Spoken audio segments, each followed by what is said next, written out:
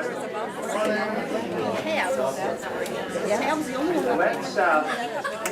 Let's just settle down, okay? I'm glad that you're here. Why? Somebody said why. Why should we settle down? I guess you don't have to, but good to have you here.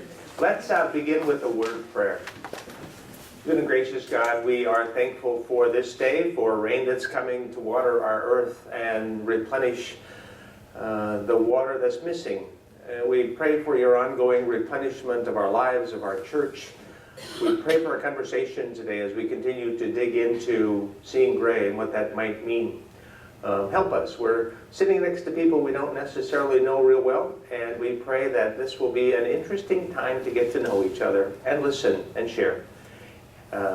Bless our time. In Jesus' name we pray. Amen. Does everybody have a book? Or anybody need a book? I have some extras just in case, but did people get a chance to do their reading? Yes. How are you finding the book? Readable. Readable? Helpful? Yeah. I want to remind you of the covenant that we had. I don't know if you want to find it. I can just read it too, but it's on the page that had on the schedule. And it's just a nice reminder, I think, as we get together in week 2. We're talking about topics that can be potentially divisive. Let's be honest about that. So the covenant that I wrote, and most of you are nodding your heads to, I assume. Number 1, I will not feel the need to agree with everything that the Seeing Gray author says. So that's just a basic fundamental. Read it. Hopefully you'll find it helpful, but he is not the be-all to end-all. He's a tool. He's a help. Springboard for our discussions. Number 2, I will respect the opinions of all. Easier said than done, right? But that's what we're trying to do. I will strive to listen to others. But I would hope at your tables that one person does not dominate, that everybody gets a chance to talk. Very important. We're not monitoring that. We don't have any small group coordinators here. But very important that you give everybody a chance to talk. And that means everybody gets a chance to listen as well. I will not question another's faith or commitment to the Bible, even if they happen to read it differently than I do. Not every church would say that, by any means. They would be questioning it in 5 seconds. I don't belong to those churches for a reason. I like when we can have healthy conversations and disagreements about things related to that same Bible, because guess what? I think the Bible is in conversation and disagreement with itself at times. Job is not the same as Deuteronomy by any means. In fact, Job is questioning Deuteronomy and the theology of Deuteronomy. And so that goes on in the Bible itself.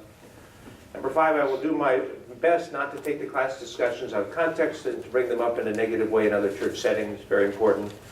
I will be willing, number 6, to express my opinions when it's appropriate. Number 7, I will strive to be humble, realizing that I rely on the grace of God just as much as the person sitting next to me. And then finally, I will remind myself that we see in a mirror dimly when it comes to many of these polarizing issues. We just don't have the last word, and maybe never will. We can ask God when we get to heaven and find out more. All right, we will be together till about 11 o'clock today. I unfortunately have to leave about a half an hour early because I have a lunch date to go to at Augsburg College today.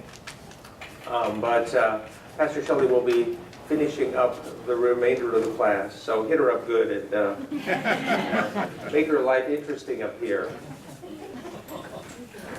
Let's dive into session 2. And basically it's tell me what you were seeing, reading, hearing, questions, thoughts you might have, concerns along the way.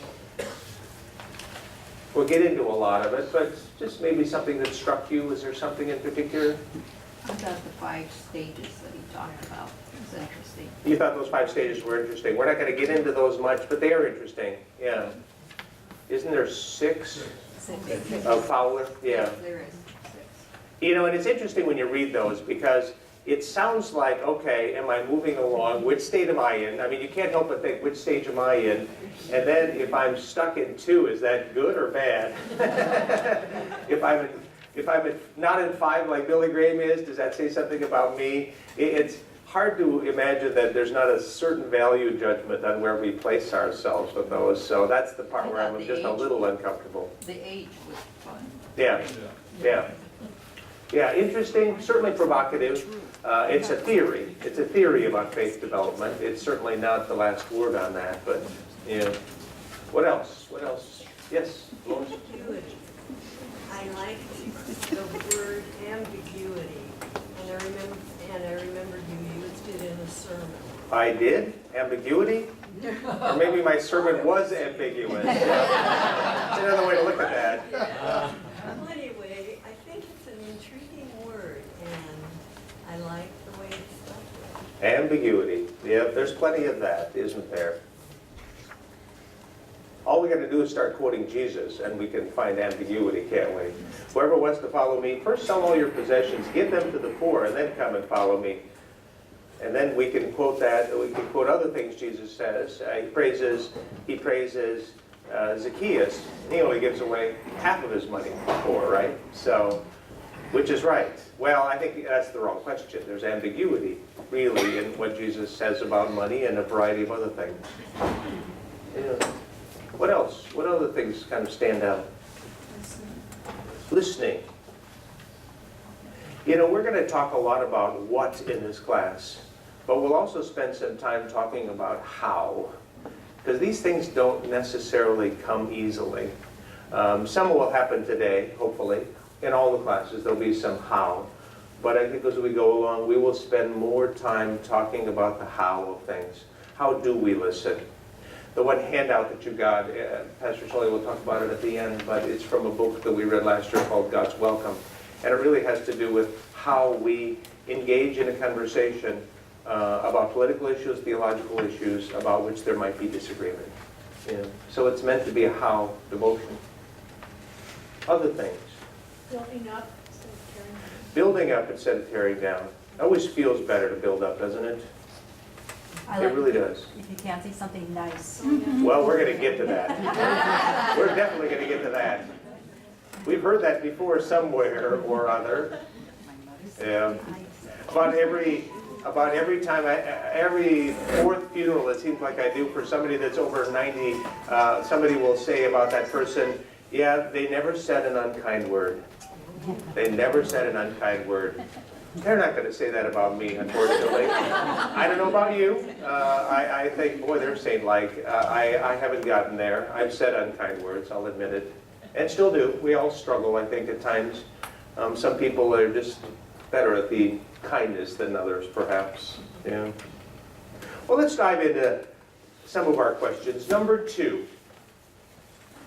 Did you ever hear when you were growing up if you can't say anything nice about someone? Imagine that, don't say anything at all. And how important is this advice today, especially as we're having conversations that we are, okay? Why don't you spend about 2 minutes at your table talking about your growing up days and what you heard?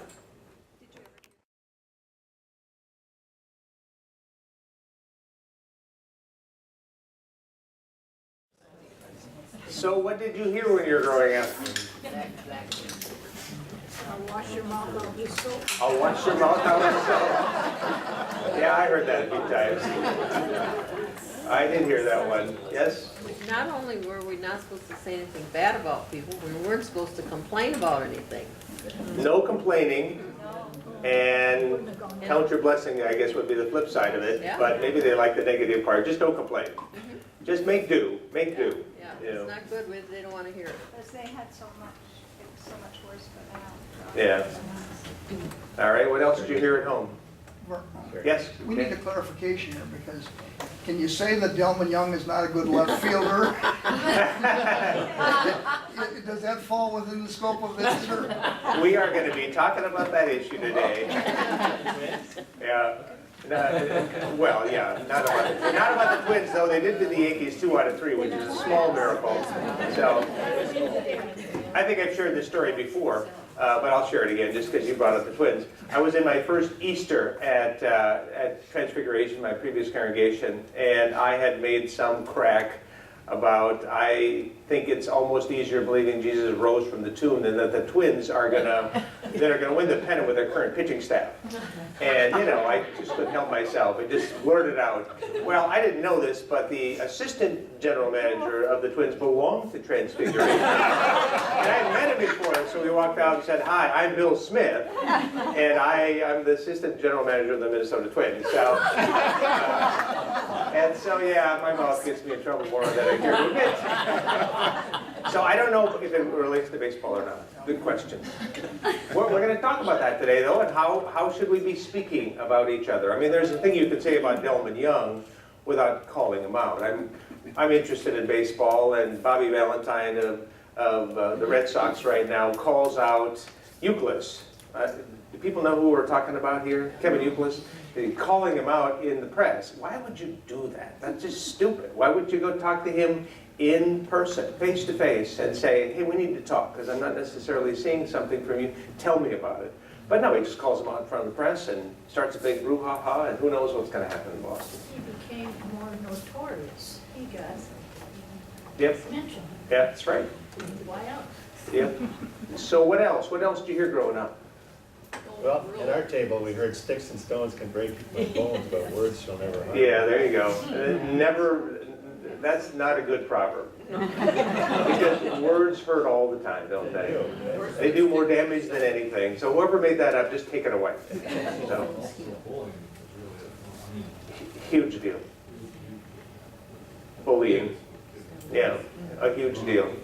There's a movie out right now called Bully. I hope I can see it sometime. I think it would be hard to watch, but it happens, and we need to be aware. What did you hear growing up? The Lord helps them that helps himself. Yeah, that's another one of those interesting ones, isn't it? And God helps all the rest of us too. And that's a good thing. Absolutely. Golden rule. The golden rule, do unto others as you would have them do unto you. Yeah. Yep. I think we spend a lot of time on our catechism, like in confirmation and the things we memorize. And one of those explanations of, I think it's a... Eighth commandment, the most charitable construction on all, Yep. that one? Put the favorable construction on all that he says and does. Yeah.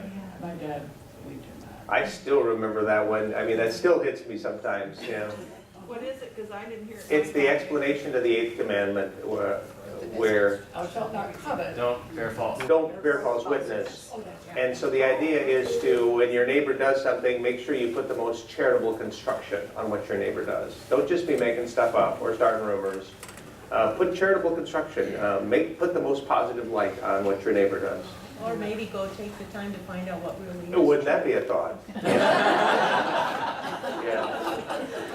If we were told to do something and our excuse was we didn't know how to do it, my dad used to say, "You'll never learn any younger." Okay. You learned quite a bit when you were growing up. And don't make excuses, make good. Okay. Yeah, we all had a lot of proverbs. When my dad died, we went through and just all the sayings that my dad had, we came up with 3 or 4 of them. That's how 3 or 4 pages of them. He used them all the time. And they'll show up in my sermons from time to time, so, they will. Well, we heard a lot of things, and obviously those things come back to us when we're thinking about the tone of the conversation that's present in our culture today. Number 3, on pages 19 and 20, Adam Hamilton refers to a story on the internet about the American Civil Liberties Union and the practice of Marines preying on federal property. Did you ever run across that story? I did too. I don't search the internet. People don't send me that much stuff, but they send me some stuff. But I remember that getting sent to me by a couple, 3 people. Yeah. You know, I find when I get a story like that, first thing I do is go to Snopes and check it out. What's it called? Snopes. S-N-O-P-E-S. I don't know that. Now, what is that? What does it do? They research all these stories and tell you whether or not they're true or not. Interesting. Snopes.com. Good to know. Snopes. And here I just been passing all these things on to other people, just like it told me to do. Snopes. Well, now I'll change my behavior. I'm kidding on that one. Won't you have bad luck if you don't pass them on? Yes. I know, isn't that something? Don't they just set you up? Please, you gotta set this on or you're not a true Christian or you'll have bad luck or something, See how many people like you. Yeah. But it's a good question. Yeah, Rick? One comment on Snopes.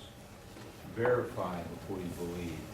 Snopes has got a reputation among a number of people as being somewhat left-leaning, okay? So there are other sites also that, you know. and- Do you know what the other ones are? They're I'd snipes. have to look it up. Check it out on Snopes.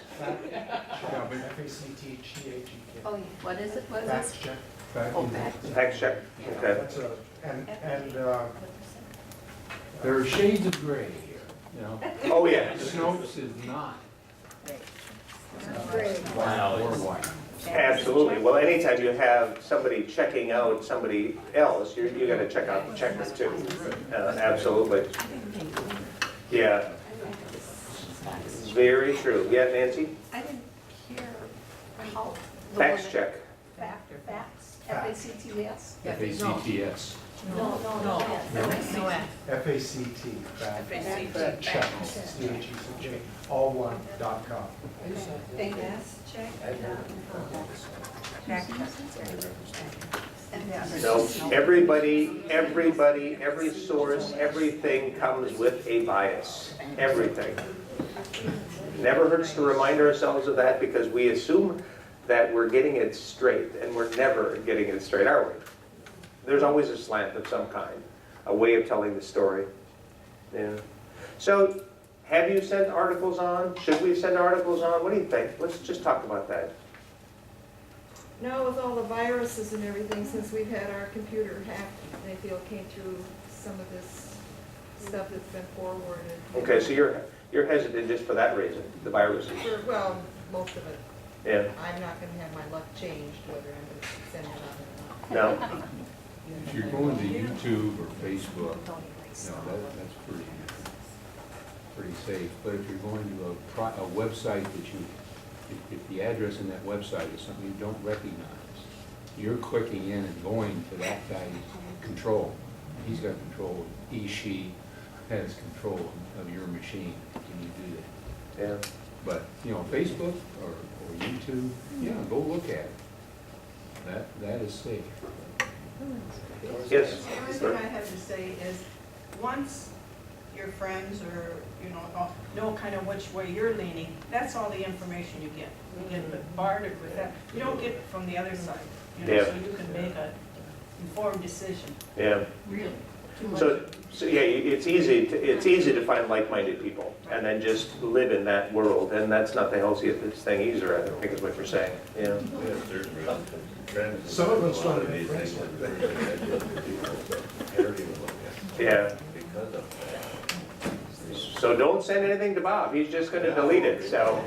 And let's be honest, there's a lot of stuff out there. I mean, you can almost always tell when there's an internet story that sounds too good to be true, right? I mean, we get used to hearing them and they sound too good to be true. And then, do we have enough time anyway, sometimes, to read everything that comes our way? We have to be very judicious, I think, about these things, we really do. Do you get a ton of stuff? So- Do we get a ton of stuff? Yeah. We get a fair amount of stuff, we do. I can't say though that it's an avalanche, no. I probably get, I mean, we get a lot of emails, but I don't think that many people forward stuff to us. I probably get 2 or 3 forwarded things a week, and then I always have to decide, are these even legitimate? Is the address legitimate? I was getting things forwarded from Lori Stager. It's like, no, Lori wouldn't send me that. So sometimes you just have to delete. Okay, but at what point do you then respond? I mean, that's part of the question. Deleting is easy enough, but if all you do is delete, does that kind of stem the flow? Or I know you've had some issues where you've responded to people who've sent you things saying, I don't believe this, or, Oh, yeah, you yeah. know. I mean, talk a little bit about that, because Yeah, I've had things that have been sent to me that clearly on the, this goes against my Christian core values. So when I have, and some of them have been off-color humor, you know, and just a variety of things. Some of them have been a way of putting a spin on Muslim-Christian relations, and just a variety of things. And sometimes they just go against Jesus, in my opinion. So I have responded to them, and then I think people don't send me any more things like that. But, you know, sometimes I think as a Christian, I at least have to respond and say, I don't agree with that. I don't agree with that. I would never send that on. I don't fault you for sending it to me, but I just don't think it's the Jesus I read in the Gospels. So I got in dialogue about it. I think, at times, yeah, can we say something about Delman Young, or can we say something about that thing that's been sent to us? Because it's so easy to read something and get caught up into it and get caught up into the spirit of it. And then sometimes if we stop and think about it, is this truly what I think, really? So I think at times we're called to respond if we take the time to open something up and somebody takes the time to send it to us. In behalf of Delman Young, because I felt the same. It's a good example how it isn't what you always think it is, because once Delman got traded to Tigers, I looked at Delman and I thought, whoa, I'd take Delman back in a heartbeat. Yeah. I've always liked Delman. I'm not picking on Delman. I've always thought, well, let's not go there. But I'm with you on this one. It's something about baseball. It's a good question, though, Shelley. It really is. I think what happens on the internet, too, is that it's so easy to take, things that are online. It's so easy when things get taken out of context. And we are so good in our culture of picking up this little statement or this little statement, taking things out of context and totally twisting what another person is saying. And then, I don't know if fact check picks that up or not. We just take things out of context right and left, and it is our job to look at things more clearly. Michael Moore is a filmmaker who makes documentaries, Fahrenheit 9/11 and Bowling for Columbine and some others like that. And he's one of the worst persons that I know to do that. Just terrible at it. It's like you twist people's words around to the point where you have totally twisted what they're trying to say. And done damage to it, in my opinion. But it happens on the right and the left. I can pick 1 and 2 and 3 and 10 for each side quite easily. Do you get a lot of things from several members? I mean, are you bombarded with, no, not so much? You mean things that are sent on? Yeah, things that, little stories, little. Do do you feel you have to respond then to all of these if they're members of? Well, that's a good question. How should I say this? We certainly try to take seriously when people send us stuff from church, but I can't say that I'm able to clearly investigate everything that comes across my desk. I mean, we all get things, we do, where we can look and dig deeper, but then there's others we have to kind of skim. We have to choose what we're going to go into more deeply. If somebody sends me a personal email, sure, I'm going to read it. But if it's something that's sent on, I always have a decision to make based on how busy we are and how valuable I think it might be, and if I even trust the source. Not the person that sent it, but people get phony addresses all the time, don't they? And it's one thing if when you look and you realize they've sent it to you and everyone in their address book, instead of just something that's directed to one of us. I mean, if they've taken the time to forward it just to me, and it's something worth responding to, I'll take that much more seriously than I will if I've seen that they've sent it to 42 other of their closest friends. Yeah, and that's a good point. Let's go on to question 4. I'm sure you've read this before, but I think it's always a challenging statement. The book of James says, "How great a forest is set ablaze by a small fire, and the tongue is a fire. For every species of bird and beast, reptile and sea creature can be tamed and has been tamed by the human species, but no one can tame the tongue, a restless evil full of deadly poison. With it we bless the Lord and Father, and with it we curse those who are made in the likeness of God. From the same mouth come blessing and cursing, my brothers and sisters. This ought not to be." I want you at your table to discuss the first part of that, and then I'll transition you to the second part of that. But what are we supposed to do with this instruction in our lives, okay? Spend a couple, 3 minutes on that. What are we supposed to do with this instruction?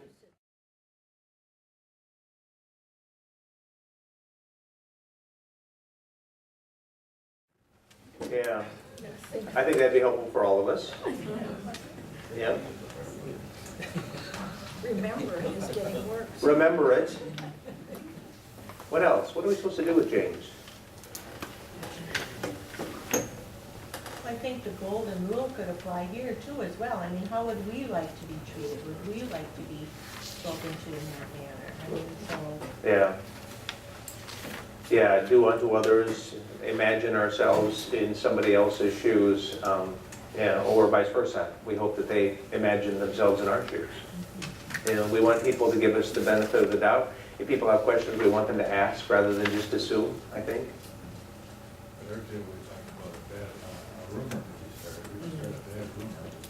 Could start a bad rumor quite easily. You ever play that telephone game when you're growing up where you're sitting in, it's like it wasn't even in the same zip code by the time you got 2 or 6 people. It was totally different. Yeah. Yep. You know, sometimes you can say something hurtful that you didn't mean to, but it is deep-seated. And it can be okay to let that come out. Have it be confronted and think about it and figure something out. Okay. So sometimes unpleasant discourse can be a positive. Right, and I think that's a good point. I don't know if I understand all your nuance there, or the ambiguity that you're sharing. But the idea is that sometimes we need to say certain things that are unpleasant. Well, sometimes they come out unwanted. Unwanted. You know, I mean, we're talking about, you talk about something you haven't thought about, but in the heat of discussion, you say something. You wouldn't, had you been able to think it over, you would have tactfully not said maybe. But then, you know, that brings out an issue that maybe needed confrontation. Absolutely. So sometimes things just come out, and that's not the worst thing in the world. It can be a very good thing. I always tell premarital couples that fighting can be some of the most helpful things for a couple and some of the most destructive. And how we do it is important. It really is. It's one thing to have it come out, and maybe if we gave it too much thought, it wouldn't come out, but sometimes it can be good. Yeah. I think sometimes I like the phrase speaking the truth in love, because that usually implies for me that I'm sharing something that in my Scandinavian heritage I might not want to say, but maybe I'm supposed to say sometimes. At least get it out there. But can I say it in a way where my love and care for that person is evident rather than just, you know how we get sometimes, well, you don't think that way. Or, you know, it's just the way you are. And we just dismiss people by the way we say things sometimes rather than open a door up for further conversation. Isn't that parenting in a way? Yeah. Sometimes, absolutely. Absolutely. And any other kind of relationship, probably with our neighbor and yep, spouses, friends. Absolutely. Yeah, and Barb, you said earlier, and it can go back to Ephesians, you know, when we speak, I think just asking that question in the back of our mind, so is this building somebody up or not? You know, it can get to the issue of our motivation. Are we meaning to build somebody up by the tone of this conversation? Because we can have hard conversations, and we need to sometimes, right? We don't just skirt issues. But is it meant to be a building up kind of thing? Or am I just on a rampage? Am I just tearing people down? Am I just making myself look better? Whatever we need to do sometimes. Yeah, Dick? Yeah, I sometimes get involved in something and I think about it and I say, no, what was that all about? What it was all about is I was being selfish. Was that making me feel better? But it was making the other person or whatever the other side of the discussion is feel worse. Yeah. All I'm doing is making me feel better. I mean, what's the purpose of that? Yeah, well, that's a lot of honesty. Thank you for that. I think we've all been there, all done that. And sometimes it's just about me needing to make my point and be smarter or better or win or something. That's when you sometimes, before this person finishes what they're saying, you're already, Yeah. you're not really, You're going on to your thing. and you're ready to speak.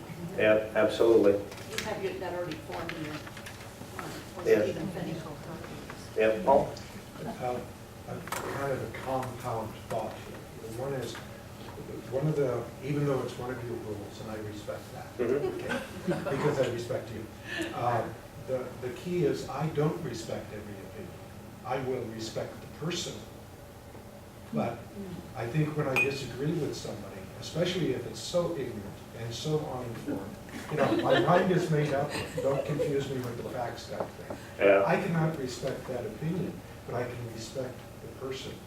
And as Jefferson said, I am willing, I may disagree with you, but I would defend to the death your right to hold that opinion. And I think there's a real difference, because the focus then goes away from the opinion, the statement, the opinion, that which is hanging there in the air and is directed to the person. And I think that's I think that's what James is after here. People made in the image of God. Yeah, exactly. And that's not always easy to do. That's a very good differentiation. I wrote that covenant out, meaning for there to be dialogue about it. So thank you for that. That's very helpful.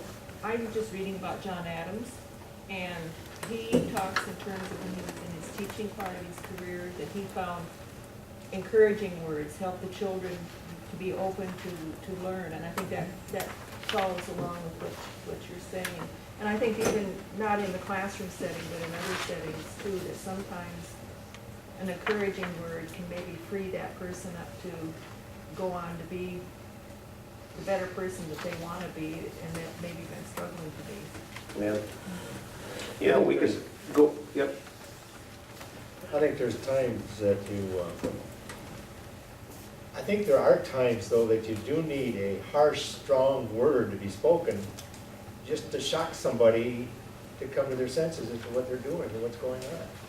I'm thinking of the situations where there might be abuse and you don't have the opportunity to think or to be wishy-washy about what needs to be said or done or halted. And in this case, strong, harsh words can kind of, bring some people to their senses, abuse of children. Yeah. In a public place. Do we just walk by and ignore it? Or do we, as Christians, as citizens, have that obligation to say something? I think you do. And sometimes you need a harsh word just to bring people to their senses. Yeah. And I think that's a sacrifice. I mean, that fullest extent of love, of intervening in a place or situation that is uncomfortable. Yeah, I think that's well said too. We can turn Christianity into kind of a milquetoast, bland, everybody should talk like Norwegians in Minnesota. And I can guarantee you, Christians in New York City do not talk like we do. They just don't. They're much more upfront and different culture. But there are times, and I think we're seeing it here, there are times when we don't respect the opinion that's been shared. There are times when we can't respect the action that's happening. We have to say something. Yeah, it's not milquetoast. Yeah. There's something beautiful on television last week. It's just the opposite of what Wayne said. This person didn't utter a word. But he was on the subway or whatever, probably on the I can't remember where, crowd of people. And here was a couple. Obviously knew each other. I don't know if they're married or not. He was out by the door. She was over this side of the car. And she was kicking him, and they were going at it, but she was on the offense. And they were really going at it pretty good. And all of a sudden, in the picture, this video thing, here comes this guy walking up. He's got some chips or something he's eating. He didn't look at hardly either one of them. He walked up and positioned and stopped and positioned himself right between the two of them. Never said a word, he hardly looked at him. And that was the end of the fight. Good fighting, she couldn't get at him, or he could come back. And they kind of, you can go around. I know what happened after the video was shown, but I mean, they got off and wanted to fight. Boy, that's pretty good. Did he say anything like, whoever is without sin cast the first stone? No. Could have been. A little bit like Jesus at that point. He didn't say anything. He wrote some things into dust, right? But didn't say anything, and then they all dropped their stones and walked away. He was so much smarter than I would have been. Yeah. I mean, maybe more courageous too, I don't know. I would have quit eating. I would have went up there and I probably would have grabbed the guy or done something, or at least would have started saying something. I probably would have poured fuel on the fire. Yeah, well, we're in the middle of those situations. You get caught up.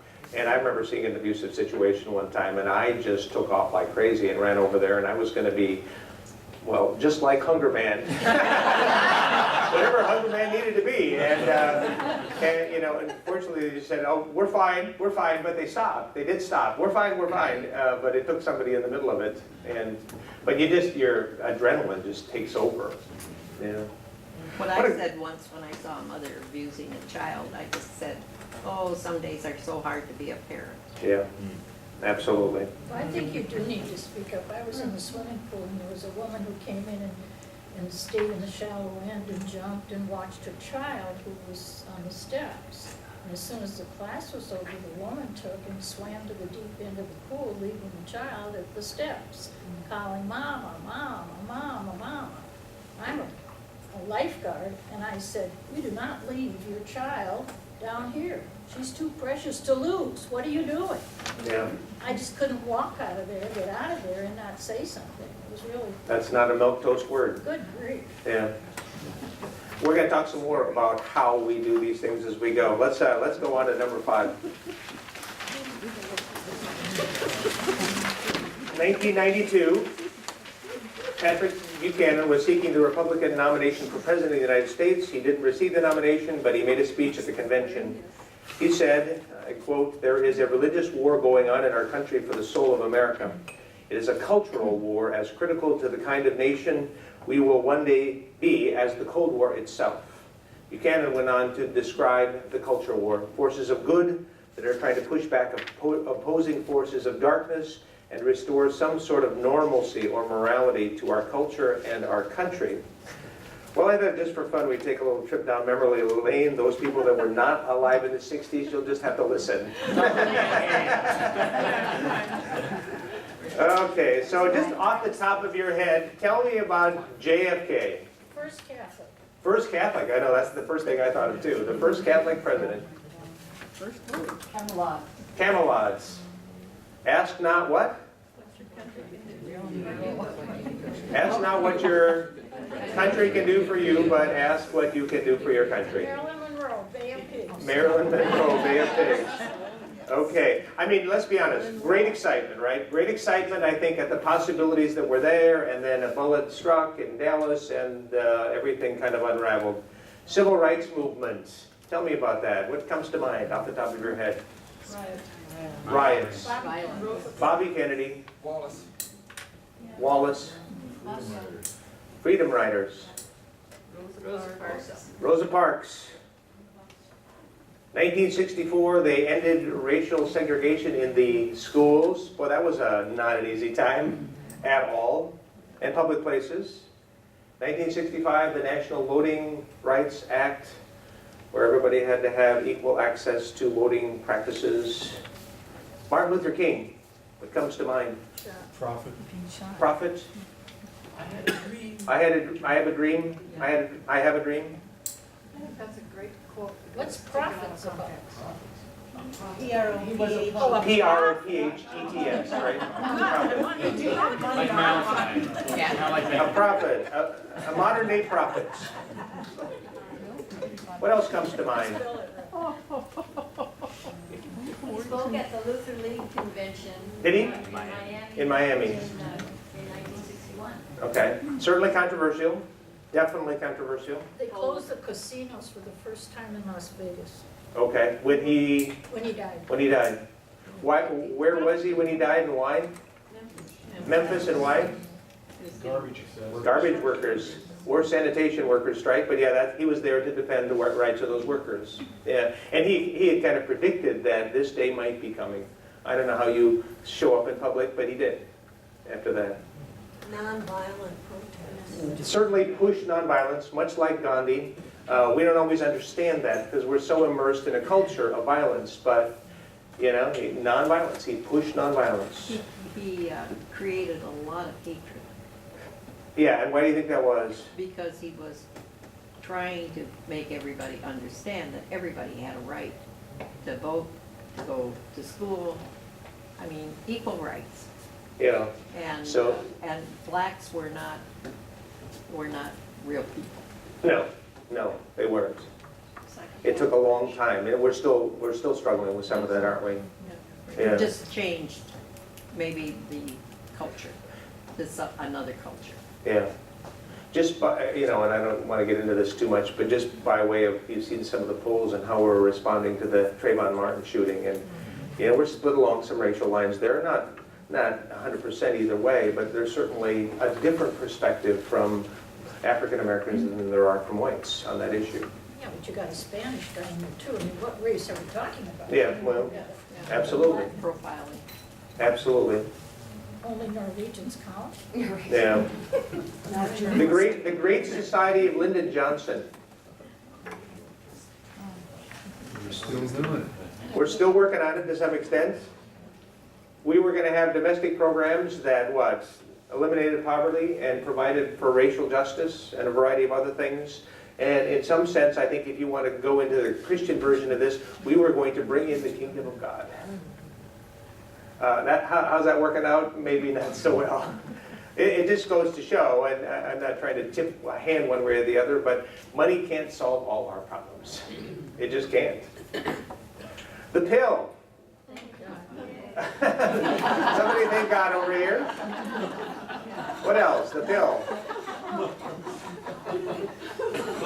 Well, it brought birth control in. Sexual revolution. Yeah. We had much more of an outpouring of casual sexual relationships, I think, after the pill, didn't we? 60s and 70s. We'd be remiss if we didn't say that things changed dramatically. I think there's always been extramarital sex that's gone on in our world, but it certainly seemed to become much more permissible, I think, with the advent of the pill. Timothy, go ahead. I've always thought, in looking back at that and other things, that technology leads the ability for the society to cope with the effects of that technology. So say that again, technology? Technology, what they can do with pills, with cars, with spaceships, all that. End of life. Yeah, it leads the ability for the mind, the culture, to understand the and deal with it. ramifications of that technology. And it continues to happen. It's like we're playing catch up. How do we think about end of life decisions, long after we've been really playing God for a long time with the medicine we're able to do? Yeah, good point. I don't know if abortion issue came out of the pill or out of women's lib, but I mean, I think the pill probably led into some of that. Maybe, or a form of birth control for people. Yeah. Timothy Leary, what do you remember? Drugs, marijuana, the push to perhaps legalize drugs, what? Flower child. Flower child, yeah. Women's lib, I thought I'd just bring it up. Women's lib. Long overdue. What? Long overdue. Long overdue. Failure of the Equal Rights Amendment. Yeah, okay, the failure of the Equal Rights Amendment was a part of that, I remember. Equal rights under the law shall not be denied or abridged by the state or any state on account of sex. Yeah, And it failed. yeah, it did. What else? In progress. In progress. We saw it kind of last week with the mommy wars, didn't we? I forget the Democratic strategist that shut her mouth off about Ann Romney, but yeah. We're still fighting that battle too, aren't we, to some extent? What Yeah. about Title IX? I said Title IX for sports. Yep. Did that come out of that? That happened when I was in college. Yeah.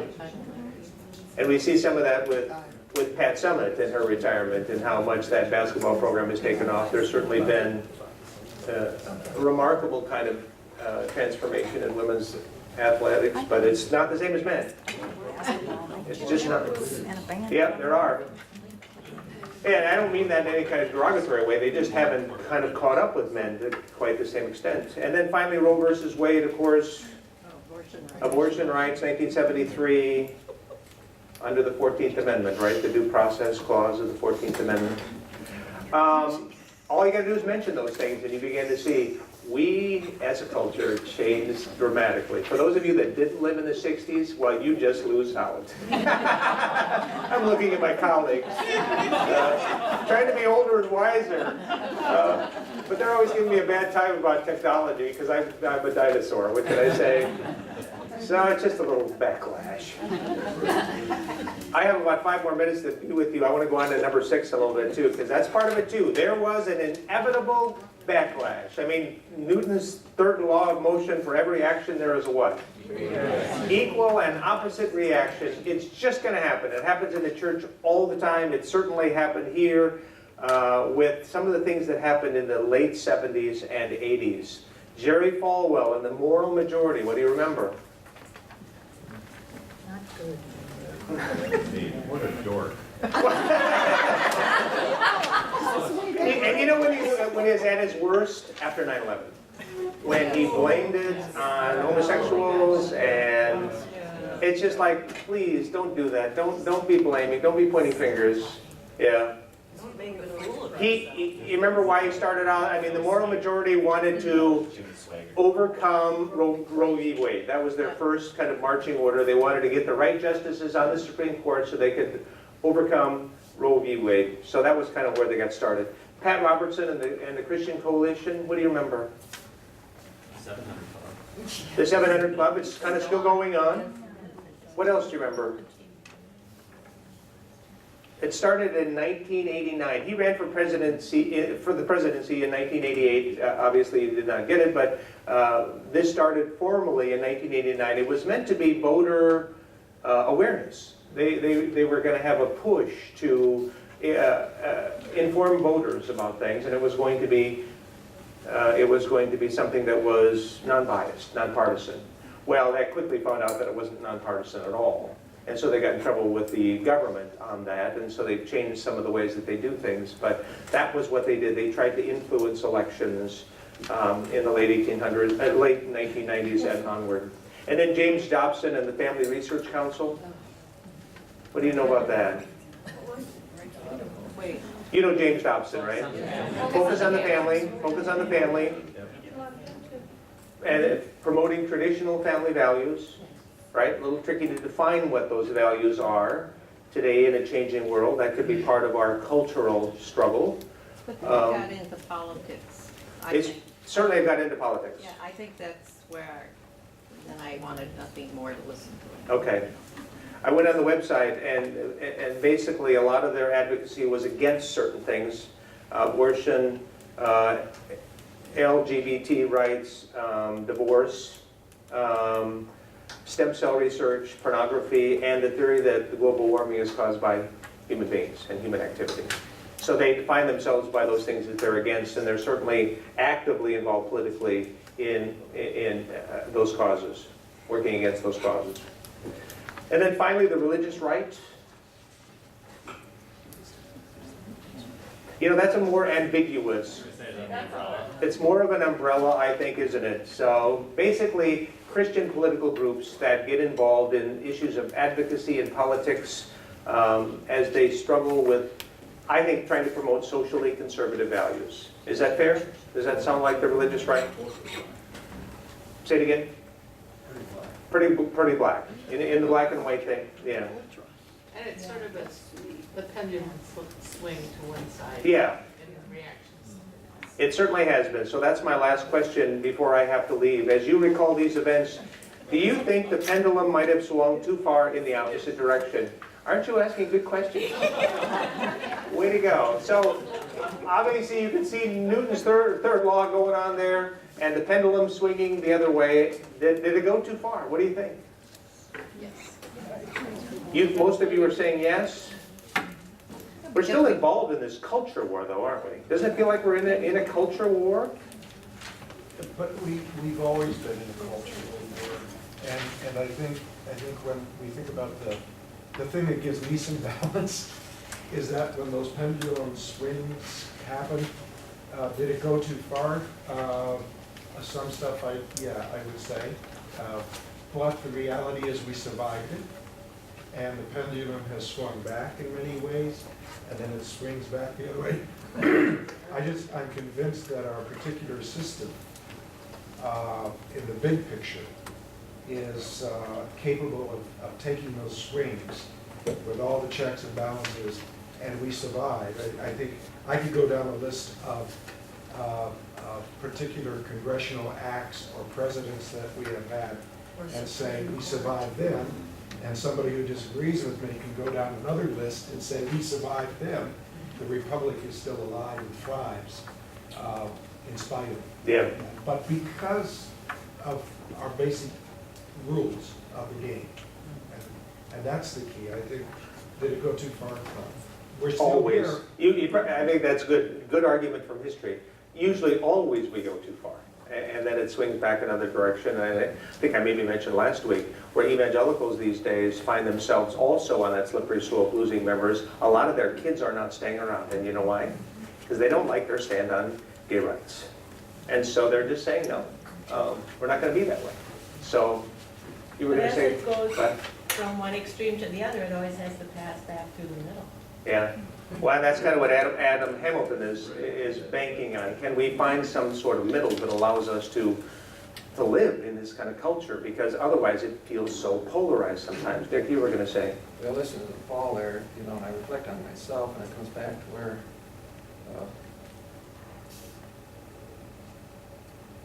positive thinker versus negative thinker. I can see Paul's a positive thinker, at least in this regard of this discussion. You're talking about this Paul. This Paul. Yeah. I don't know the other Paul very well at all. But, and George reminds me lots of times, you know, if I'm watching, you know, but the Twins are down 6 runs, you know it's over. Negative thinker, if you're not going to keep quiet, I'm going to leave. But anyway, but I'll have to say, you know, when I talk about the country's going down the tubes and morality's totally out of control, and Doris says, well, that's what your folks all used to say. I said, I'll have to tell you, I don't want to hear that anymore. Because if my folks were alive today, they would never believe what our society is like today when it comes to the mundane things like courtesy and morality and extramarital relations and kids being born or not, you know, unwed parents. And all these Yeah, the world has changed. It definitely has changed. How is that going to change back? It I was sure hope always so. there. We have media. Yeah. We hear about it. We do hear more about We it. hear about it. It's true. always been there. But it also promotes it. Yeah. I'm going to have to leave. I love these conversations. I apologize in advance. Let's go on to number 7. Question number 7, as we make this transition. And on your small group, spend some time reading that question, and then, you know, what do you agree about? And then let's bring Martin Luther into this too, since we're Lutherans.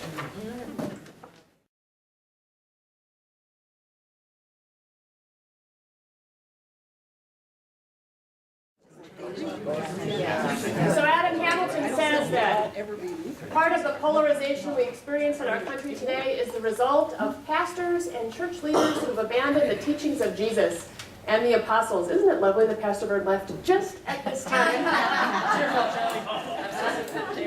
All right. So, do you agree with Hamilton's analysis? What have your experiences been? We don't understand. You don't understand it.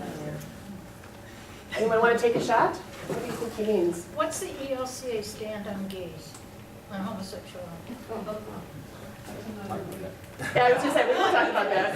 I'm not going to answer that question only because it gets off topic, but we will be talking about that probably for a whole session in a couple of weeks. I think as far as this polarization goes, I don't think the country is as religious as a whole as it once was. Okay. We're giving too much credit.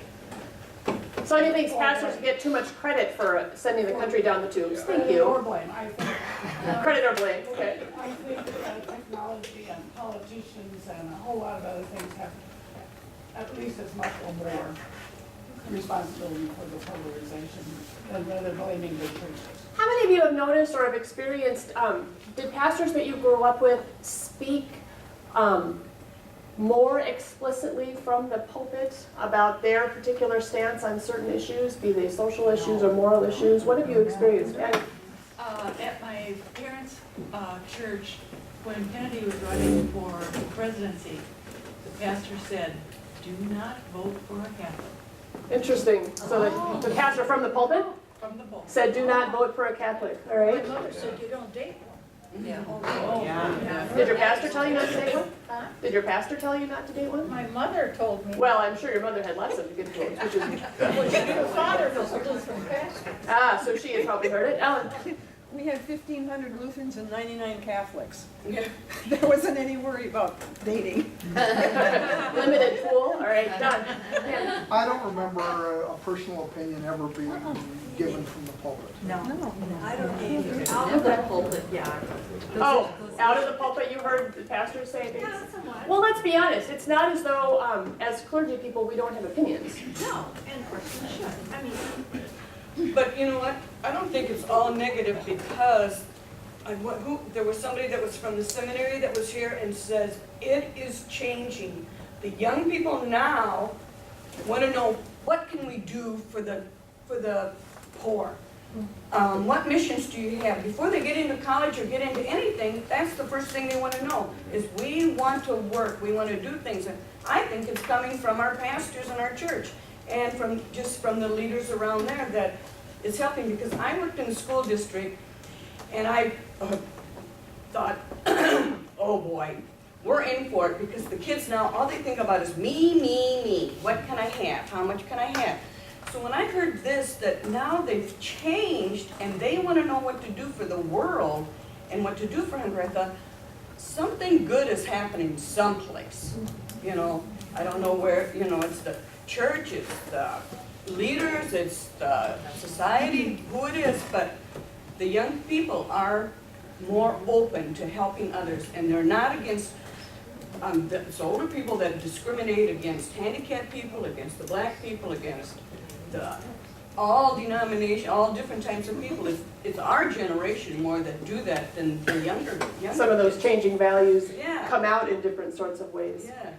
I think one of the, as we take a look back at the religious right and the moral majority and some of the more extreme ends of denominational lines, Lutherans have tended to be kind of in the middle. You know, we talk about that as a positive or a negative, fence sitters, easy enough to say that. I think traditionally when they've talked about what clergy, pastoral leadership, and opinions have said, it's tended to be impression, at least, that it's those on the extreme ends who are more likely to put their opinion or put things out from the pulpit. And yet, how do you suppose Martin Luther would respond to this analysis? Paul?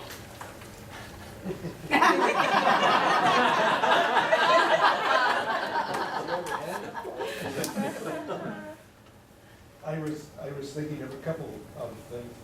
I think Luther's big drive was you preach the gospel. You proclaim the gift of God's forgiveness and redemption in Christ, and you live in the freedom of the gospel, and you are made right with God, not by what you do, but by God's grace. I mean, that was his big thing. But now, was he a product of his culture?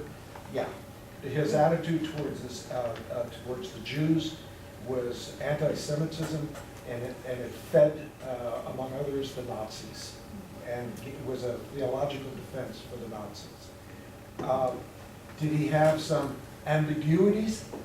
Yes. And I love one of those is in one of his little pieces, he was asked about whether it is appropriate to have sex before marriage when you're engaged and you're going to get married. And his response was, yeah, it's okay, but be discreet. Discretion, good. Yeah. So, but I think if we start going into the political realms, his response to the Prophets' War, or the war against the peasants, rather, the devastation there. He saw the wrong of what he had advocated, and then he came back and he said to the princes that you need to exercise discretion. He never functioned in a democratic society. He functioned in a monarchy. Yeah. And I think it's important to remember that. Luther put the emphasis always on justification by grace through faith. Amen.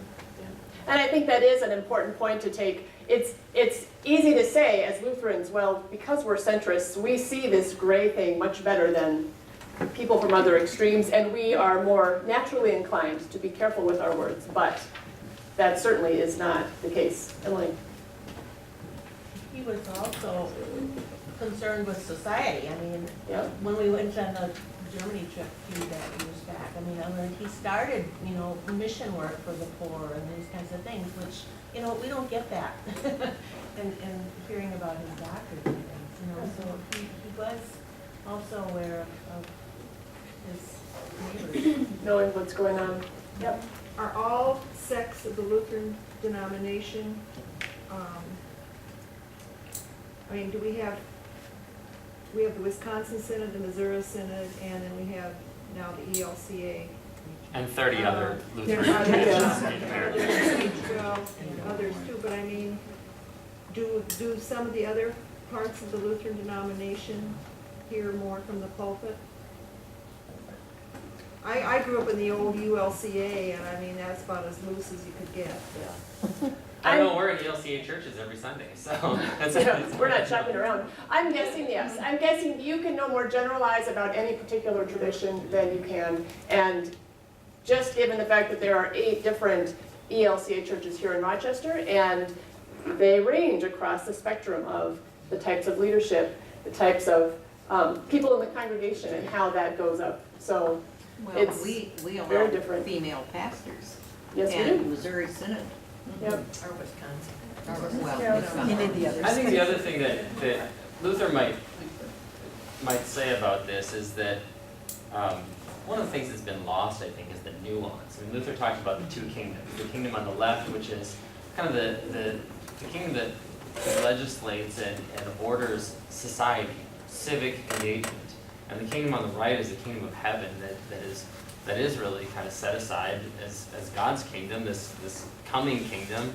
And we get glimpses of it, and we kind of sit between these two. But I think what he'd say is that there are some pastors who have really screwed this up. That there's, and a lot of the churches kind of screwed this up, just kind of thrown it all together, made one big kind of nasty tasting malt or something, just and confuses what's happening in society with what God might be doing. We get it wrapped up in apocalypse and end times and all these political things happening and connecting them to Revelation, stuff like that I think it's messy and not helpful. Well, don't you think that maybe pastors feel like they need to define for their flock what they should believe, so they Know what to believe? know what to, so they feel like that's